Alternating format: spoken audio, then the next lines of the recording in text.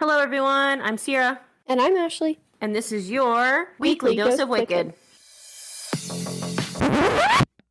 On this day of Podcastmas, my favorite podcasters gave to me 12 poisonings, 11 eyeball pluckings, 10 sleepless weekends, 9 missing hobos, 8 awkward dates, 7 medical malpractices, 6 southern stabbings, 5 golden rings, a quadruple homicide, a few cryptic notes, 2 teenage dirtbags, and a lunatic ex-husband.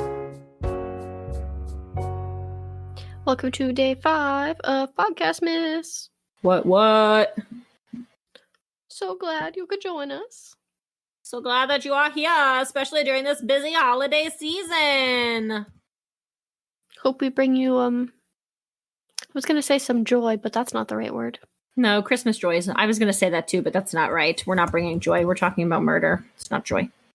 No, so whatever that does for you. Hopefully we're bringing you like something to listen to while you're wrapping your presents and making cookies and lighting candles and anything else that you do during your holiday season, regardless of what holiday you choose to celebrate. Yes. I would just like to make it known today is, we're recording this on December 12th, but it's the 17th. So what are you doing today, Ashley? It's Saturday. What are you doing? On the 17th? Yeah, Saturday. What are you doing? I don't know. What am I doing? I don't know. I'm asking. Are you doing anything? Do you have any plans? I don't know. I was just trying to make conversation. Why do you have to make things weird? I don't know. I thought maybe like we had plans that I forgot about. No, we don't. I will be on, it's December 17th. I'm currently driving to go see my husband's grandmother. That's what I'm doing. Okay. Those are my plans for Saturday. I'm going to see Grandma Chris. I don't think I'm doing anything. Up in the mountains of North Kakalaki. So.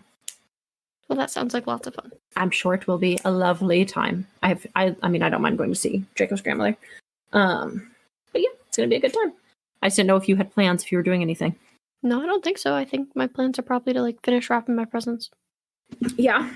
Well, I was going to say I'm proud to announce that it's currently December 12th and I have like half my Christmas shopping done, which is good for me. Yeah. Since I normally shop on December 23rd. I'm done. Good job. I just got a wrap, which is not good for me because we're opposites when it comes to that. Why? Oh, because you're normally done by now. Yeah. Because I'm normally done. December 1st, it's all done. Yeah, you're normally done by now. Presents are bought, wrapped, done. Mm-hmm. You're normally done by now. That is true. So kind of bringing some stress. I'm having a very stressful December. Are you? I am. So anyways, let's jump on in. Let's do it. I'm ready for day 5. All right. Do the jingle. On the 5th day of Podcastmas, my favorite podcasters gave to me 5... No, I gotta do it low. 5 golden rings. You need to do it a little quieter because that was very loud. It sounded like a dying walrus. That was really rude. Okay. Do I need to do the whole thing over again? No, just the 5. It was very loud. I wasn't, though. I didn't get any closer to the mic. Okay, well, it was just very loud. So just a little quieter. 5 golden rings. Sounds good. Thank you. Thank you. I can't wait for the 5 golden rings. Alrighty. So, Betty Johnson received the nickname as the Black Widow, or the Black Widow Granny. She was married 5 times between 1950 to 1991, and all 5 of her husbands died. Wow. I cannot believe it. I know. The name didn't give it away or anything. I'm so shocked. So the question is, was it Betty who killed them? Or was she the unluckiest woman alive? I'm a pretty unlucky woman, and I haven't lost any husbands. So Betty was born in 1931 in Ironton, Ohio. Not much is known about Betty's early life. It was the 30s. She grew up in a middle-class family where her dad was a coal miner. When she was a teenager, they relocated to Florida when her father got a job with the railroad. Ooh. She graduated high school in 1949 and married her first husband, Clarence Malone, in 1950. They had a son together. His name was Gary. And their marriage didn't last very long. They divorced in 1951 because Betty claims Clarence was abusive. Clarence remarried 2 more times and became a business owner of his own body shop. In 1970, he was shot in the back of the head at his body shop. The murder was ruled a robbery gone wrong, and as far as I can find, Betty wasn't even a suspect. They had been divorced for 18 years at that point. What a freaking sick way for her to kill him if she shot him in the back of the head. Well, we don't know that it was a robbery. Well, I mean, I know that we don't know that, but like if she did that, like, ugh. Yeah. I was just thinking like poisonings. No poisonings. A nice dainty way to kill someone. A nice feminine way? No. Yeah. So in 1953, Betty remarried her second husband, James Flynn. They had a daughter together named Peggy in 1954, and in 1955, James died in a tragic accident in New York where he froze to death while sleeping in his truck. He froze to death sleeping in his truck? Yeah. Okay. They were reportedly separated at the time, and this was ruled an accident. It's really not funny, but like she wasn't even with these men when they went and were murdered? Like they weren't even together? Well, the first 2. Okay. In 1960, Betty went to beauty school in Jacksonville, Florida, and in 1963, she met Richard Sills at the salon she was working at. He lived on base nearby. He was in the Navy. They got married soon after, and he was her third husband. In 1967, Betty and Richard had reportedly been out at the bars all day, and they had been drinking for several hours. They started arguing once they got home, and in the middle of their argument, Richard pulled out a gun and shot himself. Betty called the police to report he had committed suicide. In the meantime, the kids were both home, and they came out and found Richard dead. The local police took Betty's word for what happened, that it was a suicide, and they really didn't investigate anything. They didn't do an autopsy. They just took her word.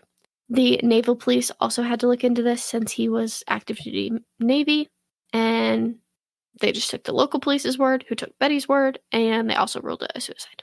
Okay. Betty then moved to Key West, Florida, and she opened her own salon where she met Harold Gentry in 1967. Harold was in the military and was stationed nearby. The two got married in 1968, making him her fourth husband. Harold told his family about how fun, beautiful, well-dressed, and feisty she was. This isn't really relevant, but I thought it was funny. A lot of things say that Betty had a mouth that would make a sailor blush. Oh. She was a real big cusser. Yeah. In case you didn't know what that meant. I did know what that meant. Okay, so they had a daughter named Kelly together. They traveled around the world with him while he was active in the military. In 1976, Harold retired after 21 years of service. So, go Harold. Yeah. The family moved to Harold's hometown, Norwood, North Carolina. Have you ever heard of that? Yeah. Yeah? I'd never heard of Norwood, and apparently it's pretty close. Yeah, I get Instacart orders for it all the time. Well, that's where the fourth husband died at. Right? It's close to me, right? Yeah, it's in Stanley County. Yeah. And there was like one of the news places said like was like a thing from like Rockwell, North Carolina that like I used in my research. I was just looking to see like how close it actually is to me, but I think it's because I get Instacart and it'll be like Food Lion in Norwood. Yep, there's the Norwood Food Lion. There it is. Pretty crazy. I've never heard of it. I get them all the time, but I don't know where it is in comparison to me though. I was trying to like find me on the map. It's a little farther east, like you're going towards the beach. So just thought it was pretty crazy because I've never heard of Norwood and I've never even heard of this case. Yeah. So, anyways, so they moved back to Norwood, Harold's hometown. They built a house together on some land that was gifted to them by Harold's sister, and the house was completed and they moved in 1977. Harold took a part-time job at Royal Chemical Company. That way he could keep busy and have extra spending money apart from his retirement. In July of 1986, Harold didn't show up for work, and his neighbor was called to check on him.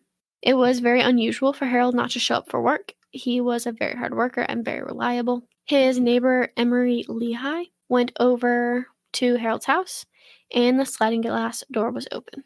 Harold was laying face down in front of the door with a puddle of blood surrounding him and his pipe still in his mouth. That's sad.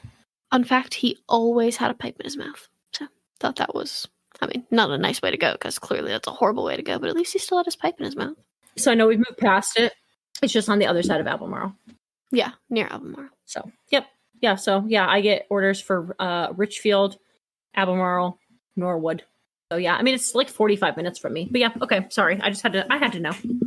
Sorry, I could have told you it was near Albemarle. I've never picked up an order there. Oh. I'm pretty picky about my Instacart orders.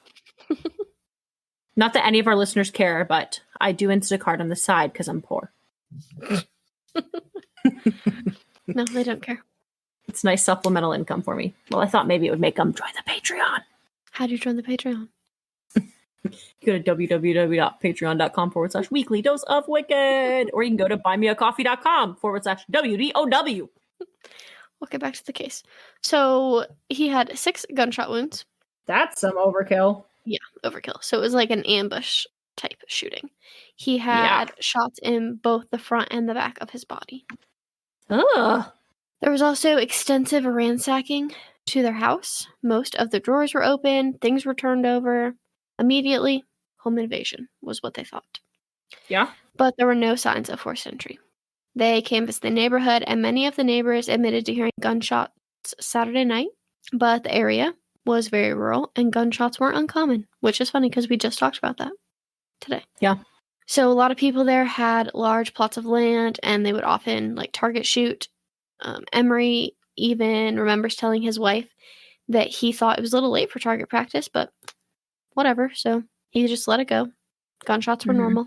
Wasn't a big deal. So the police went to find Betty. She was out of town. She was about 3.5 hours away getting her truck serviced. So that was really weird that she was 3.5 hours away getting her truck serviced. Was there nowhere closer? Right. But anyways, the police had a hard time finding Betty. It was 1986, and people didn't have cell phones. She was out of town. It was kind of hard to track her down. They finally tracked her down and brought her back to tell her about her husband. They said that she didn't really even cry, and she immediately started establishing her alibi and explaining where she'd been. She told the police that she went to get her truck worked on in Augusta, Georgia, and she was staying with a friend in Marietta, Georgia. Her alibi was proven. She had receipts for the service, and they called the shop that she got the work done at, and they confirmed that it was Betty who had the work done. They asked her if there was anyone that she could think of that would hurt her husband. Immediately, she told them yes. There were 4 men who she didn't know who kept driving by her house. On multiple occasions, they pulled in and out of her driveway, and they were driving a bright yellow Mercedes. She felt like they were casing her house and that they were dangerous. However, no one else in the community saw this vehicle or these men. Yeah, it's pretty hard to miss probably a bright yellow car, so.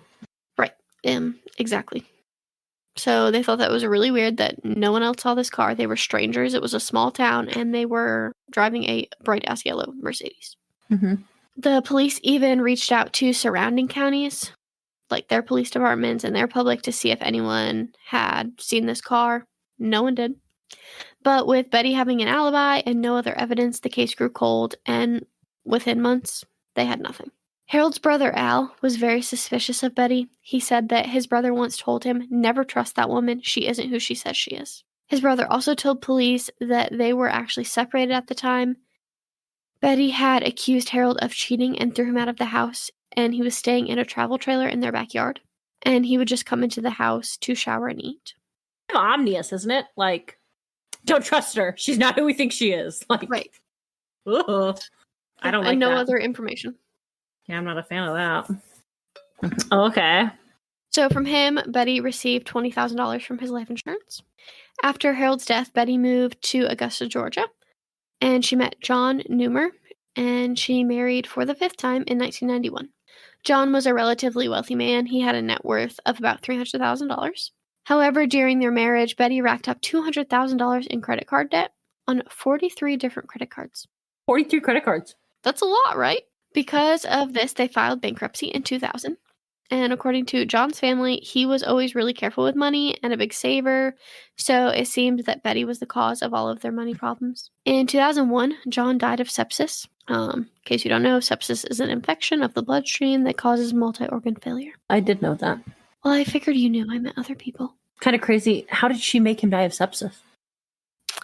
Well, sepsis has the same side effects as poisoning. Oh. They didn't check for poison in his blood? Not side effects, but the same symptoms. Right, the same symptoms as poisoning. But they didn't check for poison in his blood? They just automatically assumed it was sepsis? I guess. Weird. So I mean, I don't talk much about that, but I talk a little about it later. John's kids found out about their father's death from his obituary in the newspaper. Betty didn't even have the decency to tell them. That's shitty. When they contacted Betty, she told them that she had already cremated John. That's even shittier. Right? She didn't tell them that their dad was dead, and they didn't even, have a funeral or bury him or nothing. She just decided on her own to cremate him. Yeah, that's pretty crappy. So, again, she was the beneficiary and received his life insurance. I couldn't find the exact amount, but I assume it was probably quite a sum since he had money. Mm-hmm. In 2008, 22 years after Harold Gentry's death, his case was reopened. His brother Al refused to stop fighting for justice for his brother and worked really hard to get anyone to listen to him about the case. When a new sheriff, Rick Burrs, was appointed, Al begged him to look into the case. Finally, Sheriff Burrs agreed, and his efforts blew this wide open. Immediately upon looking at the files in Harold Gentry's case, the detectives thought this robbery was staged. There's no way this was a real robbery. They said the amount of ransacking done was not in line with the small amount of items taken. They said that expensive things in the home were left and menial things were taken. Harold had an extensive antique clock collection, and none of those were touched. Apparently, antique clocks are very expensive, but none of them were taken. It was only small things, like some things off the nightstand, some crystals, nothing really big. So they said it just didn't really add up. They also thought that the amount of gunshots was excessive. So if it really was a robbery, they would have just shot him enough to get him away and get out of the house. But he had 6 gunshots to the front and the back of his body. Like, whoever did it wanted to make sure he was dead. Well, yeah. So they started looking into Betty. When they pulled up Betty in a database that wasn't available during the first investigation, they found that Betty had been married 5 times and all 5 of her husbands were dead. So at this point, they hadn't really connected the dots. They didn't know much about Betty at all. So they looked into each of the deaths, and they thought they all seemed a little suspicious. No. I know, surprising. They also learned that she tried to hire someone to kill Harold. A local business owner named Alan Lawrence was a retired police officer, and he now owned a pool and hot tub business. He said that Betty was just an acquaintance, and he didn't know her well, but she asked him on multiple occasions to kill her husband. He told her no and went and reported to the police about 2 months prior to Harold's death, but the police didn't take him seriously. They made a report, but they didn't really do anything about it. They just kind of blew it off, and it got buried with all the other paperwork, and when they were investigating, they really didn't look into these claims. They also found that in a few weeks leading up to Harold's death, Betty had gathered a very large sum of money. I couldn't find an exact amount, but very large sum. Okay. She acquired the money from rental units they had and selling some properties, but there was nothing showing where the money went, just that she got the money. And so their theory was that Betty used this large sum of cash to hire a hitman. Well, it's very possible. With the evidence against Betty, they tracked her down and they found her outside her home in Georgia, gardening. She was now 76. When they approached her and told her that they wanted to talk about Harold, she immediately went cold. She was arrested in May of 2008 for solicitation of murder. They couldn't get her on an actual murder charge because they didn't really have any evidence, but they could get her on trying to hire somebody to kill her husband. Right. But when they arrested her, she said that she couldn't go to jail. She wouldn't be able to bring her metal comb or her blue shampoo. What was the first thing? Her metal comb? She wouldn't be able to bring her metal comb or her blue shampoo. That's what she was worried about going to jail. Her comb What and a her shampoo. bitch. How old was she? 70-something? 76. What a little biatch. Yeah, heaven forbid. I killed 5 men, but I can't go to jail because I can't bring my metal comb or my blue shampoo for my white hair. Yeah. She's ridiculous. She's something. And in the shed, they found chemicals that contained heavy metals. Poisoning of heavy metals and poisoning of arsenic often have very similar symptoms to sepsis. So they sent away the ashes to be tested since, remember, he was cremated immediately. Right. In the meantime, they interrogated Betty. She denied all involvement. They asked her about her husbands, And she told him about all of their deaths. But when she told him about her first husband, she said that he died of cancer. Even though he didn't die of cancer, he was shot in the back of the head. So, Right? Why would she lie about that? Did she forget? Must be. Like she forgot she shot him? I guess she forgot with all of the killings. All the murdering she was doing. So she denied having anything to do with them, and she said that it's not her fault when people die. She was kept in jail on a $300,000 bond. And in October of 2008, she posted bail and lived off the grid. She went to Louisiana to live with her daughter. While they were building a case against Betty for Harold, all of the other cases were reopened except for James Flynn. They couldn't find anything in Clarence Malone's case, so his was closed pretty quick. His family didn't believe that Betty had any involvement, and there were many rumors that he had pissed off a biker gang and they killed him. Richard Sill's case was reopened. They looked into his files and found that he had 2 gunshot wounds, one in the stomach and one in the heart. Remember, he was ruled suicide. Right. So if it really was a suicide, it would be very unlikely that there would be 2 gunshot wounds. Well, right. According to experts, when you shoot yourself and fail to die, that the body's natural reaction is to drop the gun, like it puts itself into like a defensive mode. So they said that it would be pretty much almost impossible for someone to work through all of that pain and then shoot themselves again. Right. And then also, when people try to kill themselves, they usually don't shoot themselves in the stomach. That's a very slow, long, painful death. They tried to exhume the body, but the statute of limitations had run out. So in Florida, only premeditated murder had a statute that didn't expire, and they could exhume a body for. But all other murder had a statute, so they couldn't. Since he was also in the Navy, they tried to get the naval police to exhume the body, but they also had the same problems. Since they couldn't do an autopsy on him, his case also closed. They didn't have any new evidence. But it was premeditated. I mean, was it not? They couldn't Could prove they, that it was They premeditated. couldn't prove that? Right. Well, that's stupid. So That's stupid. Harold... I'm sure it was premeditated. Oh, I'm sure it was too, but they couldn't prove it, so they couldn't bring him out for an autopsy. Harold Gentry had no evidence except for the solicitation of murder, and she had an alibi, and there was no physical evidence in the case. John Neumar was reopened on the findings from the search. His cremated remains testing came back, and it came back positive for heavy metals like the ones that were found in her shed. But when they tested it, they couldn't get like a quantity, so it came back inconclusive. So they couldn't prove that she poisoned him. Betty's trial was set for December of 2010, but she became increasingly ill, and her trials and court appearances kept getting postponed multiple times. In June of 2011, Betty died from cancer in a Louisiana hospital, and she never got a trial. The case of Harold Gentry remains open while all the others became closed.